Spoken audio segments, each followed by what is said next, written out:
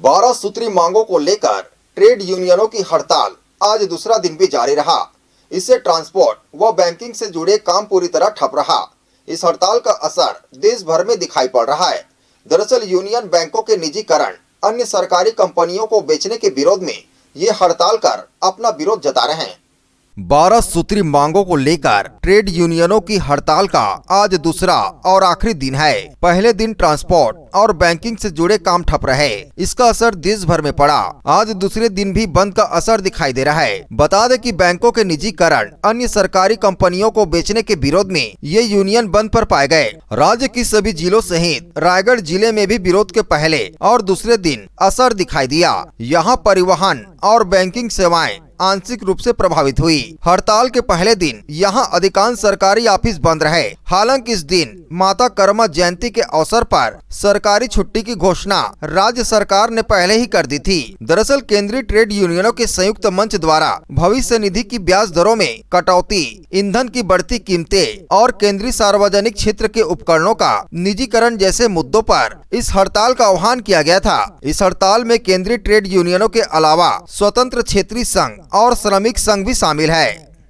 राष्ट्रीय स्तर पर जो केंद्रीय ट्रेड यूनियंस हैं, लगभग 10 से ज़्यादा केंद्रीय ट्रेड यूनियन और स्टेट लेवल की जो फेडरेशंस हैं और किसान संगठन, ये तमाम लोगों ने मिलकर 2 दिवसीय राष्ट्रव्यापी हड़ताल का आह्वान किया है। 28 और 28 तारीख को पूरे देश के कोने कोने में लगभग 20 से 25 करोड़ लोग सड़कों पर चलकर कहीं नारेबाजी, प्रदर्शन, रैलियां निकाल करके, ज्ञापन दे करके कल का एक दिन पूरा उन्होंने किया है। आज दूसरा दिन है। आज दूसरे दिन भी पूरे देश के कोने कोने में लोग इसी जोश खरोश के साथ हड़ताल पे डटे हुए हैं और इतनी तपती धूप में भी पसीना बहाते हुए इस सरकार की गलत नीतियों का विरोध कर रहे हैं। और इन नीतियों में सबसे जो महत्वपूर्ण 12 डिमांड्स हैं और सबसे बड़ा सवाल ये भी उठता है कि अगर 20 से 25 करोड़ लोग हड़ताल पे जा रहे हैं, इसका मतलब है कि देश की स्थिति काफ़ी गंभीर है।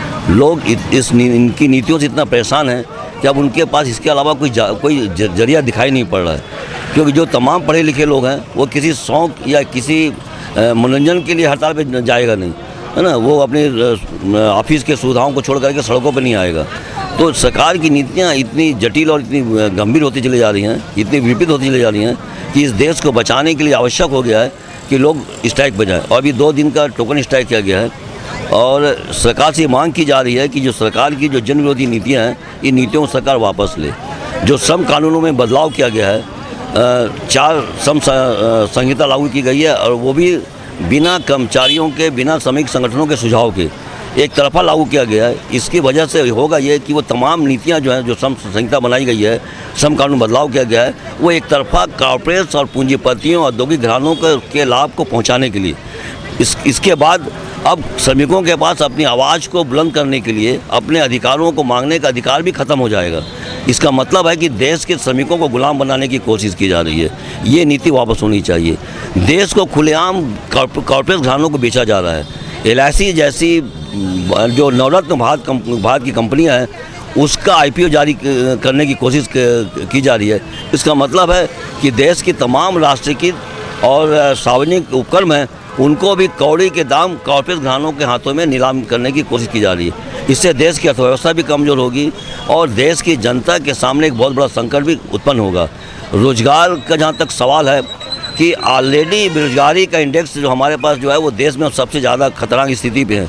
2 वर्ष के लॉकडाउन के बाद ये स्थितियाँ और भी अधिक गंभीर हो गई हैं। तो बेरोजगारी एक चरम सीमा पे है। तो लोगों को रोजगार की व्यवस्था होनी चाहिए। अगर मांगे पूरी नहीं होती तो यह और विस्फोटक रूप लेगा। रायगढ़ से सुरजीत कौर की रिपोर्ट, ACN 24।